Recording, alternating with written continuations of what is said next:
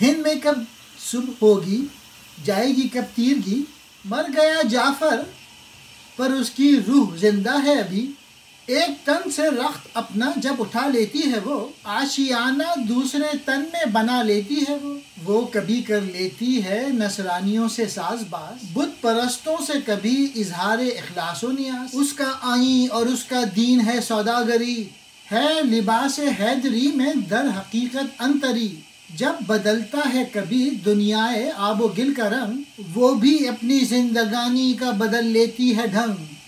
ہندوستان کی رات بھلا کیوں کا دن میں بدل سکتی ہے؟ جب میر جعفر تو مر گیا، جہنم رسید ہو گیا، لیکن اس کی روح ابھی تک زندہ ہے۔ گویا آج بھی غدار موجود ہیں جو اپنے ذاتی مفادات کی خاطر دوسرے لوگوں سے ساز باز رکھتے ہیں۔ جب یہ غدار روح ایک جسم کی قید سے نکلتی ہے تو کسی دوسرے بدن میں اپنا ٹھکانہ بنا لیتی ہے، یعنی یہاں پہ نئے نئے غدار پیدا ہو رہے ہیں۔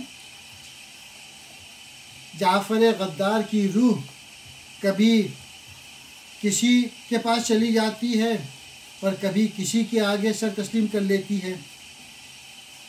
اس غدار روح کا دین اور آئین سوداگری ہے، یہ گویا حیدری لباس میں انتری ہے۔ میر جعفر جیسے غدار صرف اپنے نفع نقصان کا سوچتے ہیں،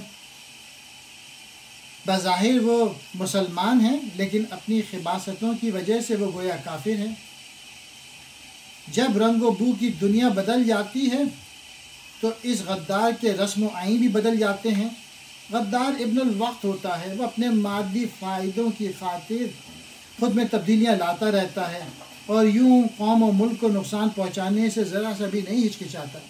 انتری، انتر بن حارث ایک کافر تھا جو طبیب بھی تھا، اور جنگ بدر میں وہ حضرت علی رضی اللہ تعالی کے ہاتھوں قتل ہوا۔